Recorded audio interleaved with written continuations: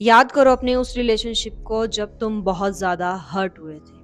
तुम बहुत ज़्यादा दुखी हुए थे और तुम्हें लगने लगा था कि ये मेरी लाइफ की सबसे बड़ी गलती है। लेकिन अगर मैं तुमसे कहूँ कि वो गलती नहीं थी तो? या फिर ये कि वो रिलेशनशिप तुम्हें तोड़ने के लिए नहीं, तुम्हें खुद से मिलवाने के लिए भेजा गया था तो? तो आइए बात करते हैं आज हम अपने रिलेशनशिप्स के बारे में, जहां हम अपने रिलेशनशिप को एक दूसरे एंगल से देखेंगे। एंड आई एम श्योर कि इस वीडियो के एंड तक कुछ ना कुछ चेंजेस आपके अंदर ज़रूर आएंगे। अगर आप मेरे चैनल पर पहली बार आए हैं तो I talk about healing, spirituality and relationships based on my personal experience. तो आज हम उस टॉपिक के बारे में बात करने वाले हैं जिसके बारे में अक्सर बहुत कम बात की जाती है, स्पिरिचुअल डायमेंशन ऑफ रिलेशनशिप्स। तो अगर आप अभी किसी टॉक्सिक रिलेशनशिप में हैं, आपका रिसेंटली ब्रेकअप हुआ है, या फिर आप मूव ऑन कर रहे हैं, या फिर मूव ऑन कर चुके हैं और सिंगल हैं लेकिन ये सोच रहे हैं कि बार बार मैं एक ही तरह के इंसान को अट्रैक्ट क्यों करता हूँ या करती हूँ, so this video is for you. Psychology में एक कॉन्सेप्ट है जिसे एंशिएंट स्पिरिचुअल ट्रेडिशन भी काफी लंबे समय से जानता है, द मिरर प्रिंसिपल, मतलब आईने का सिद्धांत। इसमें होता क्या है कि जो इंसान आपको सबसे ज़्यादा ट्रिगर कर रहा है, जो आपको बहुत पेन दे रहा है, इसका मतलब ये कि वो आपके अंदर की ही चीज़ों को रिफ्लेक्ट कर रहा है मिरर बनकर। इसे एक एग्जाम्पल के थ्रू समझते हैं। एक इंसान जिसने आपकी ज़िंदगी में एंट्री ली और अब वो आपको बहुत ज़्यादा ट्रिगर कर रहा है। किस तरह? आप उसके लिए सब कुछ करते हैं लेकिन आपकी कोई वैल्यू नहीं है। आप हर टाइम अवेलेबल हैं लेकिन वो इमोशनली अनअवेलेबल है। आप सोचते हैं मैं कितना करूं, मैं कितना प्यार दूं, ये इंसान कब मुझे समझेगा और कब मेरा साथ देगा। पर असल में वो रिश्ता यूनिवर्स की तरफ से आपकी ज़िंदगी में भेजा गया है, जो मिरर बन के आपसे ये पूछ रहा है कि आप खुद के लिए कितना इमोशनली अवेलेबल हैं। लेकिन एक बात यहाँ ध्यान रखने वाली है कि मिरर प्रिंसिपल ब्लेम नहीं करता है। वो ये नहीं कहता है कि अगर किसी इंसान ने आपके साथ गलत किया है तो भी वो ठीक है। इसका मतलब ये है कि सामने वाला इंसान सिर्फ एक मिरर बन के आपके अंदर की दुनिया को रिफ्लेक्ट कर रहा है, ताकि आप अपने आप को और अच्छे तरीके से समझ पाएं। आप जान पाएं कि जो चीज़ें वो रिफ्लेक्ट कर रहा है वो सब आपके अंदर कहाँ छिपी हुई है। जो रिलेशनशिप हम अट्रैक्ट करते हैं, जो पैटर्न्स बार बार रिपीट होते हैं, that's not a random thing. ये हमारा सबकॉन्शियस है जो कि अनप्रोसेस्ड बिजनेस को प्रोसेस कर रहा है, उसे फिनिश करने की कोशिश कर रहा है। कार्ल यंग ने इसे ही शैडो कहा है। जब हमारा एक हिस्सा हम अपने आप से और दुनिया से छिपा कर रख लेते हैं, उसे एक डार्क कॉर्नर में रख देते हैं, उसे ही शैडो कहा गया है। तो कार्ल यंग की एक ये बात जिसने काफ़ी इम्पैक्ट डाला है मुझ पर, कि जब तक आप अपने सबकॉन्शियस को कॉन्शियस नहीं कर लेते, तब तक वो आपकी ज़िंदगी को चलाता रहेगा और आप उसे अपनी तकदीर मानते रहेंगे। तो सोचो, तुम्हारे रिलेशनशिप में कहाँ कौन से पैटर्न रिपीट हो रहे हैं जो तुम बार बार सेम तरह के लोगों को अट्रैक्ट कर रहे हो। मेरी नज़र में एक दर्द भरा रिलेशनशिप आपको मेनली 3 चीज़ें सिखाने के लिए आता है। नंबर 1, तुम बिना कुछ किए प्यार पाने के काबिल हो। हम लोग मोस्टली ऐसी फैमिलीज में पले बड़े हैं जहाँ पर प्यार कंडीशनल है। आप अच्छे बच्चे हैं, चुप रहते हैं, जो कहा जाता है वो मानते हैं, तो आपको प्यार मिलेगा, अदरवाइज आपको एक्सेप्ट ही नहीं किया जाएगा। तो आपने बचपन से ही सीख लिया कि प्यार पाने के लिए मुझे कुछ करना होगा।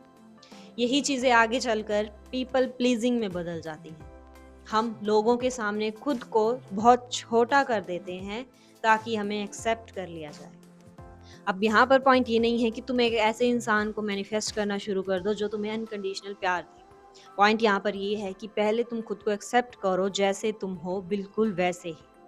बिलीव करो कि तुम भी अनकंडीशनल प्यार के लायक हो। तब जाकर कहीं ये पैटर्न टूटने स्टार्ट होंगे और तुम एक नॉर्मल लाइफ में एंटर कर पाओगे। नंबर 2, हमारे वुंड्स हमारी आइडेंटिटी नहीं है। रिलेशनशिप्स में एक बहुत डरा देने वाली बात ये होती है कि ये उसी क्रैक से एंटर करते हैं जहाँ पर सबसे डीपेस्ट वुंड होते हैं।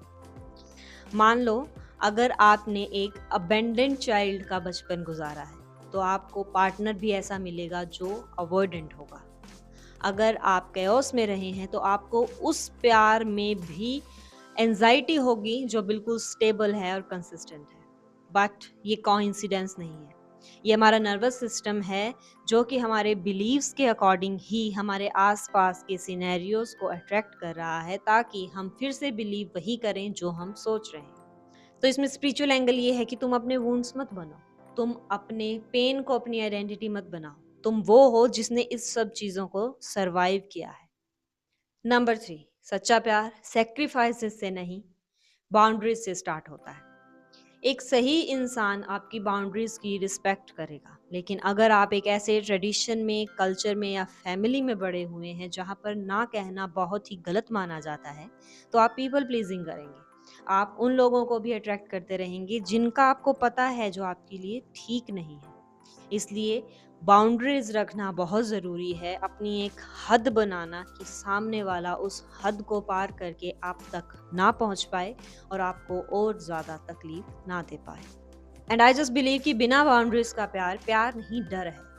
किसी के खो जाने का डर, किसी के दूर चले जाने का डर, खुद इनफ ना होने का डर। और अगर उस प्यार का बेस डर है तो हमेशा तुम एक डर में रहोगे कि वो चला ना जाए या वो मेरी जिंदगी से चली ना जाए। तो तुम डेस्परेट होकर प्यार कर रहे हो। डेस्परेट होकर प्यार करने में सामने वाले को भी फ्रीडम नहीं मिलती और आप भी पीसफुल माइंड से प्यार नहीं कर पाते। तो इसलिए ज़रूरी है कि अपनी बाउंड्रीज सेट करो, सामने वाले की बाउंड्रीज की भी रिस्पेक्ट करो, और साथ के साथ ये बहुत ज़रूरी है कि दो इंसान जो रिश्ते में आ रहे हैं वो अपने आप में कंप्लीट हों। अधूरे इंसान एक दूसरे को कंप्लीट नहीं कर पाएंगे। दोनों का अपने ऊपर काम किया होना बहुत ज़रूरी है एक ब्यूटीफुल और हेल्दी रिलेशनशिप के लिए। अब बात करते हैं कि रिलेशनशिप का हमारी डेली लाइफ पर क्या असर पड़ता है। रिसर्च शो करती है कि हमारे रिलेशनशिप हमारी लाइफ को बहुत मेजरली इफेक्ट करते हैं। आप किन लोगों के साथ रहते हैं, आप किस इन्वायरमेंट में रहते हैं, आपका कल्चर, ट्रेडिशन, ये सब आपको हर तरह से इम्पैक्ट करता है। सिर्फ रिलेशनशिप, रोमांटिक रिलेशनशिप ही नहीं है, आपकी फैमिली के साथ आपका क्या रिलेशनशिप है, क्या वो आपको सुनते हैं, क्या वो आपको समझते हैं। अगर वो आपको सुनते हैं, समझते हैं, तब आपको कैसा फील होता है, और अगर वो आपको सिर्फ और सिर्फ क्रिटिसाइज करते हैं, आपके हर एक्शन पर डाउट करते हैं, तब आपको कैसा फील होता है। आपको इन दोनों का फ़र्क अच्छे से पता है। इसमें किसी और से पूछने की ज़रूरत नहीं होती कि आपके अंदर क्या चल रहा है। आप अपनी सच्चाई अच्छे से जानते हैं। इसलिए हर तरह के रिश्ते को चूज़ करना हमारी खुद की ज़िम्मेवारी है। कुछ रिश्तों से हम दूर नहीं जा सकते या फिर दूर रहकर ही निभाए जा सकते हैं। अपने आप को प्रायोरिटी जब तक हम नहीं देंगे तब तक हम ऐसे ही लोगों को अट्रैक्ट करते रहेंगे जो हमारे लिए ठीक नहीं है, क्योंकि हम खुद के लिए ठीक नहीं है। और स्पिरिचुअलिटी भी कहती है कि अपने रिश्ते ध्यान से चुनो। रिलेशनशिप एक बहुत ही सेक्रेड स्पेस है, ये बहुत कुछ डिफाइन करता है, और अगर यहीं पर आपको टॉक्सिसिटी मिल रही है, हर्ट एंड ट्रिगर मिल रहे हैं और वो सब चीज़ें बार बार चल रही हैं, तो आपकी ग्रोथ कभी नहीं होगी। और वो ग्रोथ तब होगी जब उन चीज़ों से मिलने वाले लेसन्स को आप सीख कर लाइफ में अप्लाई करेंगे। अब इसके लिए हम 3 सिंपल प्रैक्टिसेस कर सकते हैं, जैसे कि नंबर 1, मिरर रिफ्लेक्शन जर्नी। किसी इंसान ने आपको ट्रिगर किया और वो ट्रिगर सिर्फ एक बार का नहीं, हर बार का पैटर्न है, तो फिर अपने आप से पूछो, ये इंसान मेरे अंदर किस चीज़ पर लाइट डाल रहा है, मेरे अंदर ऐसी क्या चीज़ है जो हीलिंग चाहती है। हम सामने वाले पर ब्लेम नहीं कर रहे और हम सामने वाले की गलत चीज़ों को ठीक भी नहीं ठहरा रहे। हम सिर्फ उस लाइट को अपने ऊपर डालकर जानने की कोशिश कर रहे हैं कि मेरे किस पार्ट ने सामने वाले को अट्रैक्ट किया। Number 2, relationship audit. जिस तरह से हम अपने घर की सफाई करते हैं, हम अपने फ़ोन की क्लींजिंग करते हैं, उस तरह से ज़रूरी है हम रिलेशनशिप में भी क्लींजिंग करें। रिलेशनशिप ऑडिट मतलब हमें ये पता होना चाहिए कि ये इंसान या ये रिलेशनशिप मेरी लाइफ में क्या वैल्यू ऐड कर रहे हैं। क्या ये सच में मेरी ग्रोथ का पार्ट है या फिर ये सिर्फ मुझे पीछे ही खींच रहे हैं। ज़रूरी नहीं है कि हम उनसे एकदम से रिश्ता ही ख़त्म कर दें, पर अवेयरनेस ज़रूरी है कि ये इंसान मेरी लाइफ के किस पार्ट को बढ़ा रहा है। नंबर 3, खुद को लव लेटर लिखो। It may sound cheesy but ये बहुत ज़रूरी है। अगर आप अपनी शैडो सेल्फ पर भी काम करना चाहते हैं तो आपको अपने उन हिडन पार्ट्स को बहुत प्यार से एक्नॉलेज करना पड़ेगा, उनसे बात करनी पड़ेगी। तो इसी तरह से अगर आप लव लेटर लिखते हैं अपने आप को, तो जस्ट इमेजिन कि आपका एक हायर वर्जन है जो प्रॉपर हील्ड है, हैप्पी है, काम सिचुएशन में है, तो वो उस सिचुएशन में आपसे किस तरह से बात करेगा। उसके थ्रू अपने आप से एक कन्वर्सेशन कीजिए कि आप किन किन चीज़ों में अभी तक उलझे हुए हैं, किन चीज़ों से आपको बाहर निकलना है और कैसे।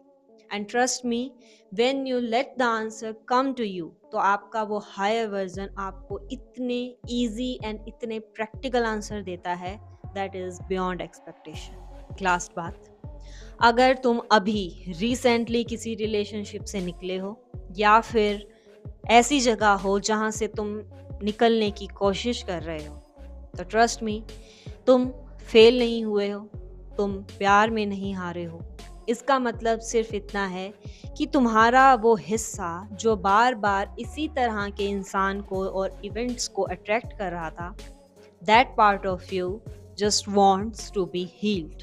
हमारे अंदर का वो हिस्सा जब हमें दर्द देता है तो इसे सिर्फ इतना समझो कि वो रोता हुआ सिर्फ ये कहना चाहता है that I want your attention. That little version of us just wants our attention. तो उस तरफ अपना ध्यान लेके जाओ, उस पार्ट को हील करो। And trust me, it really works. ये प्रोसेस थोड़ी सी लंबी हो सकती है एंड थोड़ी सी पेनफुल भी हो सकती है, क्योंकि हमें आदत नहीं है हमारे खुद के साथ बैठने की। And in my most of the videos I just talk about this stuff, that sit with yourself। एक यही स्टेप है जिससे हम अपने घर, अपने दिल तक की वापसी का रास्ता शुरू कर सकते हैं। और अगर आप मेरे चैनल पर पहली बार आए हैं तो subscribe my channel, drop a comment कि ये वीडियो आपको कैसी लगी और आपके रिलेशनशिप के किस पार्ट ने आपको सबसे ज़्यादा ट्रिगर किया, और अब कौन सा पार्ट है जो हीलिंग चाहता है। Share this with your friend जो ये सुनना चाहते हैं, जिनको आपकी हेल्प की ज़रूरत है। Till then, goodbye, take care.